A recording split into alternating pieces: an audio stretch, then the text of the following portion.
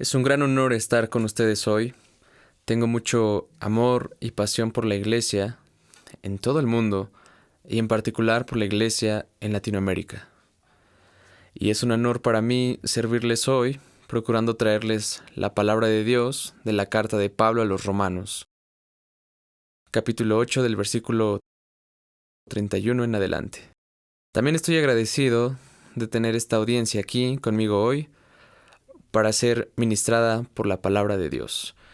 Dirijamos nuestra atención a la epístola de Pablo a los Romanos, capítulo 8, versículo 31. Esta es la palabra de Dios. Entonces, ¿qué diremos a esto? Si Dios está por nosotros, ¿quién estará contra nosotros? El que no eximió ni a su propio Hijo, sino que lo entregó por todos nosotros, ¿cómo no nos concederá también con él todas las cosas? ¿Quién acusará a los escogidos de Dios? Dios es el que justifica. ¿Quién es el que condena? Cristo Jesús es el que murió, sí, más aún, el que resucitó, el que además está a la diestra de Dios, el que también intercede por nosotros. ¿Quién nos separará del amor de Cristo? ¿Tribulación? ¿O angustia? ¿O persecución? ¿O hambre? ¿O desnudez? ¿O peligro? ¿O espada? Tal como está escrito. Por causa tuya somos puestos a muerte todo el día. Somos considerados como ovejas para el matadero. Pero en todas estas cosas somos más que vencedores por medio de aquel que nos amó. Porque estoy convencido de que ni la muerte, ni la vida, ni ángeles, ni principados, ni lo presente, ni lo porvenir, ni los poderes, ni lo alto, ni lo profundo, ni ninguna otra cosa creada nos podrá separar del amor de Dios, que es en Cristo Jesús, Señor nuestro. Oremos juntos. Padre, gracias por tu palabra, y te damos gracias, Señor, por tu Espíritu Santo que mora en nosotros y nos ayuda, y viene en nuestro auxilio cada día. Y necesitamos la ayuda de tu Espíritu, oh Dios, cada día. Y te pedimos, Señor, que por tu Espíritu nos ayudes a entender tu palabra, que podamos conocer tu palabra, que podamos conocerte a ti, nuestro Dios y Salvador. Que te amemos más con todo nuestro ser y a nuestro prójimo como a nosotros mismos hasta el fin. Oh Dios, para que tú recibas toda la gloria en nuestras vidas, pues en el nombre de Cristo Jesús oramos. Amén. Cuando prediqué la epístola de Pablo a los Romanos hace unos años en la capilla de San Andrés, expuse este pasaje en el curso de 4 sermones diferentes. Por eso intentaré, en el tiempo que disponemos hoy, abordar el pasaje en muy poco tiempo. No es en 4 sermones, sino en un sermón. Este pasaje es uno de los pasajes más importantes, no solo en la epístola de Pablo a los Romanos, sino que también es uno de los más significativos y más amados de toda la Biblia. Una de las cosas que los cristianos a menudo no comprenden al leer el libro de Romanos es que a Pablo, al escribir a los romanos, les está escribiendo a cristianos que sufrían. Suele pasarse por alto. Los cristianos romanos sufrían. No solo estaban siendo perseguidos desde fuera, sino que vivían el sufrimiento y la persecución desde dentro. Los judíos, que se convirtieron, que se integraron en las iglesias de Roma, estuvieron allí en Roma entre las iglesias durante muchos años hasta que el emperador Claudio los expulsó de Roma. Y con el edicto de Claudio, los judíos huyeron de Roma bajo la persecución de Claudio y de Roma. Ahora, Claudio muere en el 54. Y poco después de su muerte, la carta de Pablo a los romanos llega a Roma. Estos judíos habían comenzado a regresar a Roma y a las iglesias romanas. Y estos cristianos gentiles, cristianos de las naciones, cristianos romanos y cristianos judíos, estaban enfrentando una persecución significativa.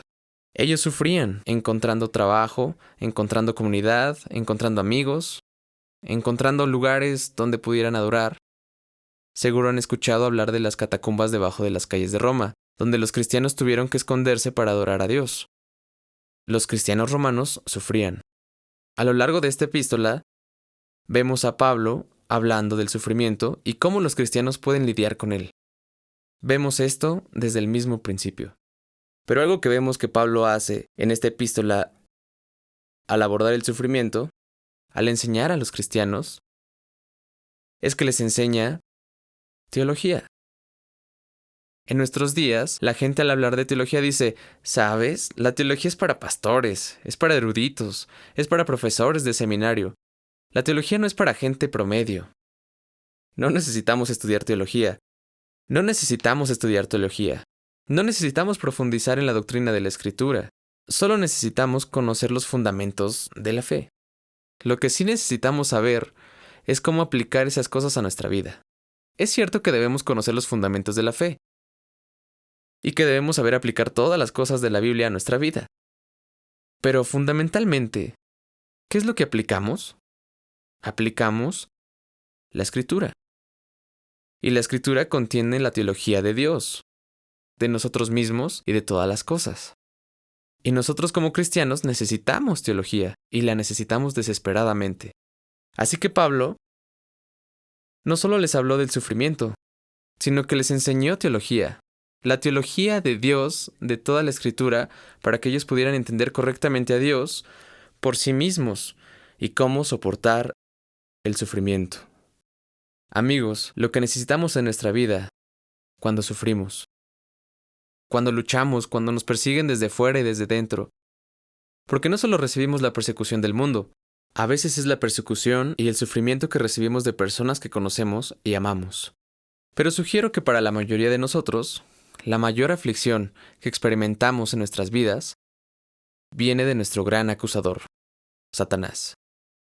Y la forma en la que nos acusa y la forma en la que nos hace dudar de la salvación, de Dios, de su bondad, de su soberanía, de su gracia, y la forma en que incluso nuestros corazones engañosos nos persiguen desde dentro, nos hacen dudar, nos preocupan, nos hacen temer.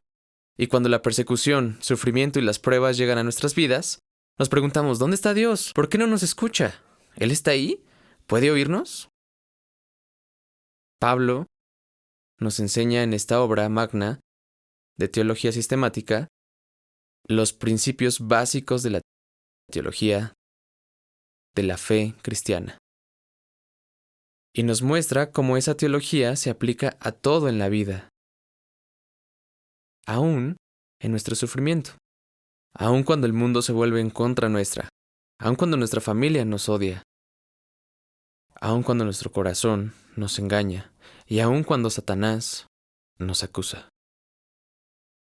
Pablo ha escrito un hermoso pasaje en Romanos capítulo 8, seguido los pasos, por supuesto, de Romanos capítulo 7, donde Pablo habla de la lucha entre la carne y el espíritu. Y es una lucha real que existe en cada cristiano. Es la lucha de todo creyente. Esa lucha, ese sufrimiento a causa de esa constante lucha entre el espíritu y la carne, es real. Es una guerra que existe solo para los cristianos porque son solo los cristianos que tienen el espíritu en ellos, que tienen a ese viejo hombre, la carne, con la que estamos constantemente en guerra. Y justo después de Romanos 7, Pablo afirma con valentía y claridad, al inicio del capítulo 8, por consiguiente, no hay ahora condenación para los que están en Cristo Jesús. Mira, somos propensos a creer las mentiras del diablo. Tendemos a creer las mentiras de nuestra carne y la de nuestro corazón. Y a veces nos revolcamos en el fango de esas dudas, de esos miedos, de esas ansiedades. Y nosotros, de hecho, a veces erramos al creer que estamos condenados. Y nos falta seguridad y esperanza. Dudamos. Pablo nos recuerda que no hay condenación, ni ahora ni nunca, que la salvación que tenemos de nuestro Dios es cierta y segura, porque esta es la verdad. Si pudiéramos perder nuestra salvación, la perderíamos. Pero Dios es quien nos asegura. Dios es quien nos sostiene en la palma de su mano. Dios es quien no nos deja ir ni aún en los días en que queremos escapar. No nos dejará ir. Él nos protege y nos preserva desde el principio hasta el final. No podemos preservarnos a nosotros mismos. Nos perderíamos en nuestras propias fuerzas. pero somos salvos y asegurados por la fuerza de Dios. Mira, si tenemos fe, fe real, no solo la fe de un asentimiento mental, creyendo cosas sobre Dios o creyendo cosas sobre Jesús, incluso creyendo que Jesús murió en la cruz. Estamos llamados no a tener un mero asentimiento intelectual, estamos llamados a tener una fe profunda, una fe fiduciaria, una fe confiada, una fe que reposa en Cristo. Y si tenemos esa fe, no importa lo fuerte que sea o lo débil que sea, si es una fe real, es una fe en Cristo. Y así sea nuestra fe fuerte o sea ella débil, todos creemos en el mismo, fuerte y poderoso Cristo. Es como un fuego. Un fuego es un fuego si está quemando a todo un bosque o si solo está iluminando en una vela. Sigue siendo un fuego. Y ya sea que nuestra fe sea pequeña o grande, si es real, es el mérito de nuestro Salvador lo que nos salva en última instancia. Pablo dice en el versículo 31, ¿qué diremos a esto? Todo lo que él ha considerado desde Romanos 8:1, y no solo allí, sino en todo lo que ha considerado en Romanos hasta ahora, ¿qué diremos a esto? ¿Cuál sería nuestra respuesta?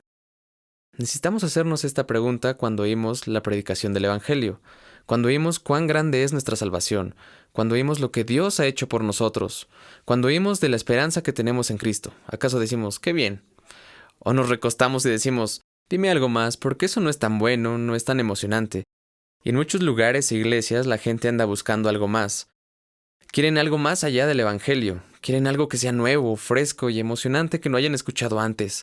Pero el Evangelio y nuestra salvación es lo que nos debe emocionar, de verdad. Y muy a menudo nos aburrimos de ello. Y eso es para nuestra vergüenza. Porque el Evangelio, en esta vida, es lo más grande que debe darnos esperanza. Esperanza profunda y gozo profundo y duradero. ¿Cuál es nuestra respuesta? ¿Cuál es tu respuesta? ¿Qué diremos a esto? Si Dios está por nosotros, Deus pro nobis en latín. Si Dios está por nosotros, ¿quién, qué estará contra nosotros? Y la respuesta, claro, es nada. Pablo pudo haber parado allí mismo. En cierto sentido, él no necesitaba decir nada más. Si Dios está por ti, entonces ¿quién o qué? Satanás, tu acusador, el mundo, el emperador romano, tu propio corazón. ¿Quién puede realmente en última instancia estar en tu contra? La respuesta es nadie, nada. Pero él continúa explicando, para ayudarnos a comprender el significado de esto. Versículo 32. El que no eximió ni a su propio Hijo, sino que lo entregó por todos nosotros. Tanto judíos como gentiles, todos los cristianos, gente de toda tribu, lengua, pueblo y nación. Lo entregó por todos nosotros. Piensa en eso, que el Dios del universo creó todo para su propia gloria. Creó un pueblo para sí, nos rebelamos contra él, nos opusimos a él, nos enemistamos con él, nos escondimos de él, huimos de él y cuando vino, lo matamos. En la persona, Jesucristo, pusimos al perfecto Dios hombre en la cruz. Pero al hacerlo, por el consejo de Dios y la soberana, ordenante y perfecta voluntad de Dios, Dios lo entregó por nosotros. Dios derramó su ira sobre su Hijo para poder liberarnos de su ira eterna. Y esa ira aún permanece sobre aquellos que no son de Él. Esa ira se está derramando. Esa ira aún está sobre aquellos que están fuera de Cristo, los que no están unidos a Cristo y que no pertenecen a Cristo. Por eso, mis amados, debemos ser un pueblo con un corazón y una pasión por el Evangelio y por las almas de los incrédulos. Porque si no nos preocupamos por los incrédulos, entonces nosotros mismos, como Spurgeon dijo, no somos salvos, en absoluto. Pablo tenía una carga por los perdidos, como vemos al comienzo de Romanos 9 y al comienzo de Romanos 10. Pablo tenía una carga no solo por sus compatriotas, sino por las naciones. Y entonces, ¿cómo debemos responder? ¿Qué diremos a esto? Que Dios, que no eximió a su propio Hijo, sino que lo entregó por todos nosotros, ¿cómo no nos concederá también con Él, misericordiosamente, todas las cosas? Ahora, cuando leemos eso, muchos de nosotros no lo creemos. Nos cuesta creer que Dios nos ha dado todas las cosas. ¿Qué significa eso exactamente? Pedro escribe en su epístola en 2 de Pedro capítulo 1, versículo 3. Su divino poder nos ha concedido todo cuanto concierne a la vida y a la piedad, mediante el verdadero conocimiento de aquel que nos llamó por su gloria y excelencia. Él nos ha concedido todas las cosas que conciernen no solo a la piedad, sino a la vida y la piedad. ¿Crees esto? Son todas tuyas. Si eres cristiano, si conoces al Señor Jesucristo, todas las cosas que Dios tiene, todas las cosas que le ha dado a Cristo, si estás unido a Él por la fe, son tuyas en Cristo. Nos toma toda la vida por la misericordia y la gracia preservadoras de Dios, a veces al quitarnos cosas, a veces tomando de nosotros a aquellos que amamos, para enseñarnos, entrenarnos y mostrarnos que realmente tenemos todas las cosas en Él. Es a través del sufrimiento, las pruebas y la pérdida que reconocemos todo lo que realmente tenemos en Cristo. Pablo continúa explicando, aunque no de manera exhaustiva, sino para darnos parámetros, para mostrarnos cómo es que tenemos todas estas cosas, hasta qué punto tenemos todas estas cosas, dándonos aquí un argumento de mayor a menor, el que no eximió ni a su propio Hijo, ¿cómo no nos concederá también con Él todas las cosas? Y luego hace otra pregunta, versículo 33, retórica, pero todavía una que debemos ponderar.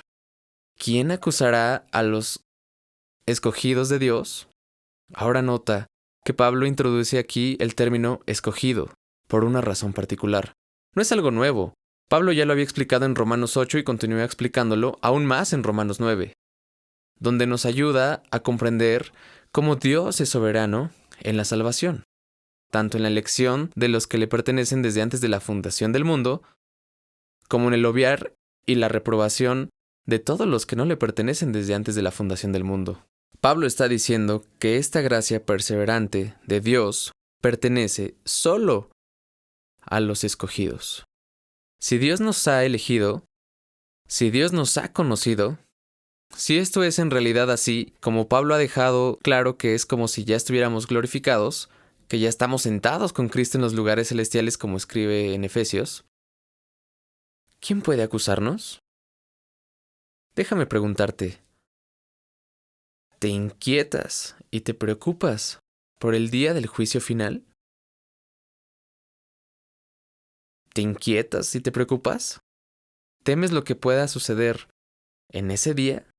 Creo que hay cristianos que se preocupan de que todos sus pecados serán expuestos a todo el mundo. Y en ninguna parte de la Biblia dice eso.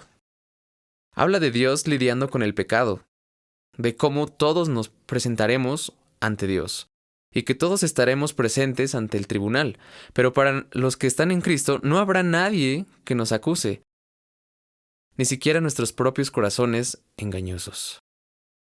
Cuando alguien se te acerca y te elogia, y te dice que piensa que eres una buena persona, o que eres humilde, o que eres piadoso, por lo general, si somos humildes, diríamos algo como, gracias, pero realmente no me conoces tan bien, porque si me conocieras, sabrías que no soy tan humilde.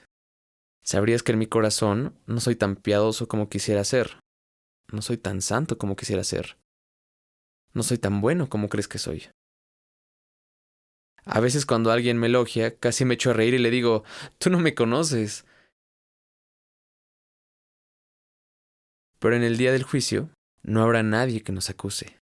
¿Quién acusará a los escogidos de Dios? Ahora, lo hermoso de este pasaje, Pablo usa mucho terminología judicial y forense. Esto es muy significativo, en especial cuando consideramos las afirmaciones de algunos académicos. Académicos como N.T. Wright, que quieren sugerir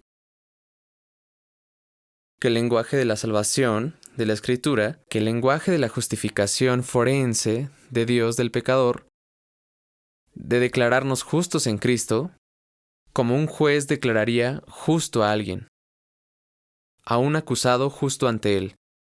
Como Wright y otros sugieren, ese lenguaje realmente no es bíblico, o no un lenguaje teológico útil. Bueno, si no es útil, ¿por qué Pablo lo usa? ¿Por qué usa el lenguaje de los tribunales, como dicen los académicos? ¿Por qué usa el lenguaje judicial y forense de acusar a alguien? ¿Quién es el que condena? Dice el versículo 34. Este es lenguaje de absolución de aquellos pecadores que han confiado en Cristo. Este es lenguaje de Dios no condenando y justificando, declarando justos y perdonando a los que una vez fueron sus enemigos. Dios es el que justifica, una vez y para siempre. No tenemos que esperar otro tipo de justificación en el futuro. No hay que temer que llegue un momento en el que no seamos finalmente justificados. Somos justificados una vez y por siempre. La justificación de Dios es un acontecimiento único, donde Dios perdona todos nuestros pecados. Y en el día del juicio, cuando comparezcamos ante Cristo, seremos encontrados en Cristo o fuera de Cristo. Esa es la pregunta. ¿Dónde estamos? ¿Estamos en Él? Porque si lo estamos, nadie nos acusará. Dios es quien justifica. Es Dios quien te justificó. No nos justificamos nosotros mismos, ¿cierto? No nos hicimos cristianos. ¿Se te ha acercado alguien y te ha preguntado algo tan simple como ¿por qué eres cristiano? Mucha gente a lo largo de los años me pregunta cosas así. Me preguntan ¿por qué crees en Dios? Han sido ateos, supuestos agnósticos, personas de todos los ámbitos de la vida que me dicen ¿por qué crees en Dios? Y a veces mi simple respuesta de inicio es no puedo evitar creer en Él. No puedo no creer. Es imposible no creer en Dios. ¿Por qué eres cristiano? Dios me hizo uno. No es porque entendí todo, ni porque soy extra bueno o extra fuerte, o porque soy más educado. Es porque Dios lo hizo. Es porque Dios me hizo creer. Es porque Dios me hizo cristiano. He pasado tiempo en el extranjero en países dominados por musulmanes y hablando con personas convertidas a Cristo de origen musulmán. Cuando le dicen a sus familias que se han convertido a Cristo, que ahora son cristianos, sus familias los repudian. Esto sucede a menudo incluso en Latinoamérica, incluso a veces en los Estados Unidos, donde las personas que son parte de la Iglesia romana, cuando abandonan la Iglesia romana o dejan el catolicismo y se convierten al cristianismo centrado en el Evangelio, a veces sus familias los repudian. En el mundo musulmán, lo que muchos hacen, muchos jóvenes y ancianos, al explicar esto a sus familias es decir, Dios hizo esto en mí. Dios me trajo a Él. Dios convirtió mi corazón. Casi como si dijeran, no me culpes a mí, culpa a Dios. Dios es quien me hizo un cristiano. Él fue quien me regeneró y me dio vida. Él fue quien hizo que su espíritu trabajara en mi corazón. Y claro, los incrédulos no pueden entender eso. No pueden. Dios es el que justifica. No nos autojustificamos. Nosotros no elegimos a Cristo. Él nos eligió y nos permitió creer en Él, recibirlo y elegirlo. Cristo Jesús es el que murió. Sí, más aún, el que resucitó. El que además está a la diestra de Dios. El que también intercede por nosotros. Pablo acaba de explicarnos no solo la muerte de Cristo, sino la resurrección de Cristo, y también lo que en términos teológicos es la ascensión de Cristo. Cuando hablamos del estado exaltado de Cristo, hablamos en teología sistemática de su exaltación en 4 etapas. De hecho, recién pude predicar sobre esto en la capilla de San Andrés el domingo pasado, en nuestro estudio de Hechos capítulo 1, sobre la ascensión y ascensión de Cristo. Este próximo día del Señor planeo predicar sobre la segunda venida de Cristo. Cuando hablamos de la exaltación de Cristo y sus 4 etapas, primero hablamos de la resurrección de Cristo, luego de la ascensión de Cristo, la ascensión de Cristo, en la que Cristo intercede por nosotros a la diestra del Padre, que está tomado en parte del Salmo 110, uno de los versículos y pasajes más citados en el Nuevo Testamento, y en cuarto lugar, la segunda venida de Cristo. Ahora, Pablo ha incluido algo aquí que la mayoría de las veces, cuando leemos este pasaje, como que lo ignoramos. Pablo ha mencionado aquí que Cristo, quien ciertamente, con énfasis, Pablo quiere enfatizar, porque tendemos a decir, ¿de verdad? ¿Es posible que Jesucristo esté orando por nosotros ahora? ¿Creemos eso? Cuando sufres y cuando luchas, cuando pasas por pruebas, yo sé cómo se siente, especialmente cuando esa prueba dura mucho tiempo.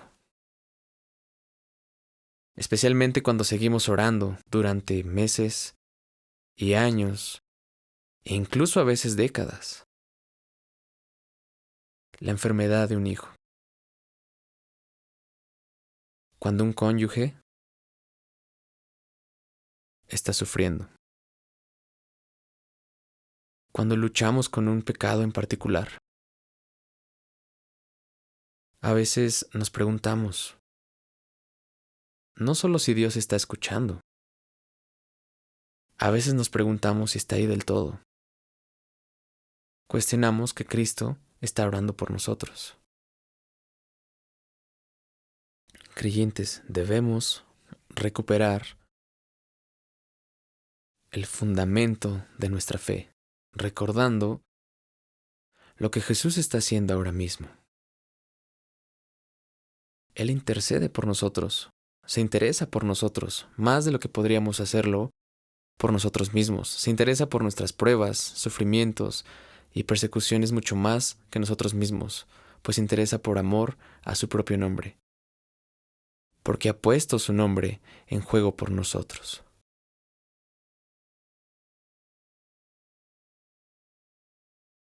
Él está orando por nosotros, intercediendo por nosotros a la diestra del Padre, y regresará por nosotros.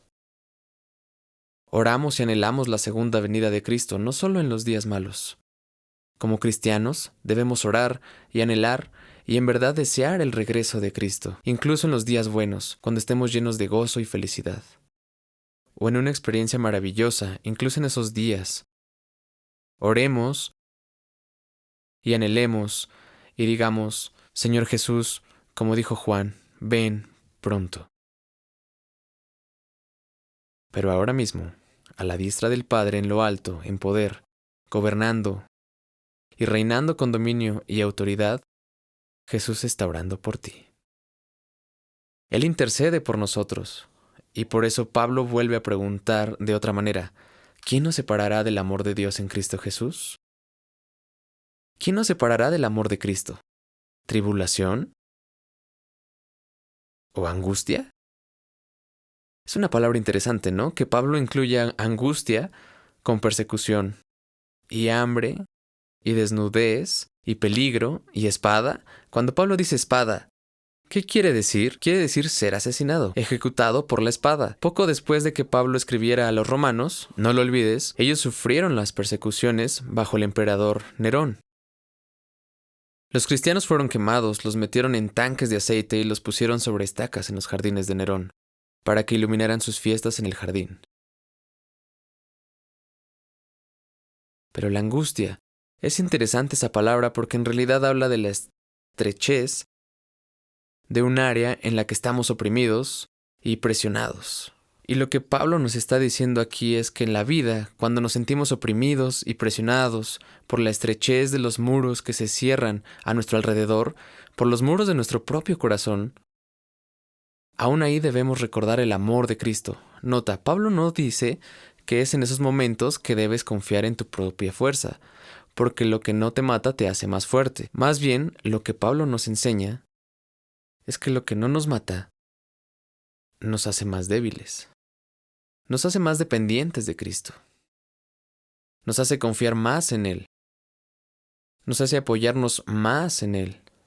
Y eso es lo que hacen las pruebas y también el sufrimiento. No depender de nuestras propias fuerzas, sino depender del amor de Cristo. Tal como está escrito, por causa tuya somos puestos a muerte todo el día. Somos considerados como ovejas para el matadero. Una cita del Salmo 44, donde el salmista está luchando con el sentimiento de que han sido rechazados por Dios. Y hace la pregunta, ¿estamos siendo perseguidos? ¿Estamos siendo sacrificados todo el día como ovejas al matadero? Pero concluye recordándole a Israel el amor inquebrantable de Dios. Y así Pablo puede concluir esta sección gloriosa. En todas estas cosas, somos más que vencedores por medio de aquel que nos amó. Por Cristo hemos conquistado más de lo necesario, más de lo que necesitábamos, porque Cristo nos ha precedido conquistando y para conquistar. Y Pablo puede afirmar con valentía, porque estoy convencido, estoy seguro, de que ni la muerte, ni la vida, ni ángeles, ni principados, ni lo presente, ni lo porvenir, ni los poderes, ni lo alto, ni lo profundo, ni ninguna otra cosa creada, nos podrá separar del amor de Dios que es en Cristo Jesús, Señor nuestro. Amado hermano, sufriendo, luchando, dudando, revolcándonos en el fango de nuestra propia desesperación a veces, recordemos, siempre, que no confiamos en nosotros mismos, no en lo grande que somos, ni en lo grande de nuestra fe. Nuestra confianza, nuestra seguridad, solo puede estar ahora y siempre en Cristo solo. Y cuando el diablo viene acusando y quiere que miremos nuestras circunstancias y nuestras situaciones y nuestro sufrimiento, lo que tenemos que hacer no es mirarlos, sino mirar a la cruz, por lo que Dios ha hecho por nosotros, en Cristo, nuestro Salvador. Oremos. Padre, gracias, y te damos toda la alabanza y gloria por lo que has hecho por nosotros al dar a tu Hijo, derramando toda tu ira sobre Él, salvándonos, justificándonos, haciéndonos a su imagen, glorificándonos por tu asombrosa gracia. Es en el nombre de Cristo y por tu Espíritu lo pedimos. Amén.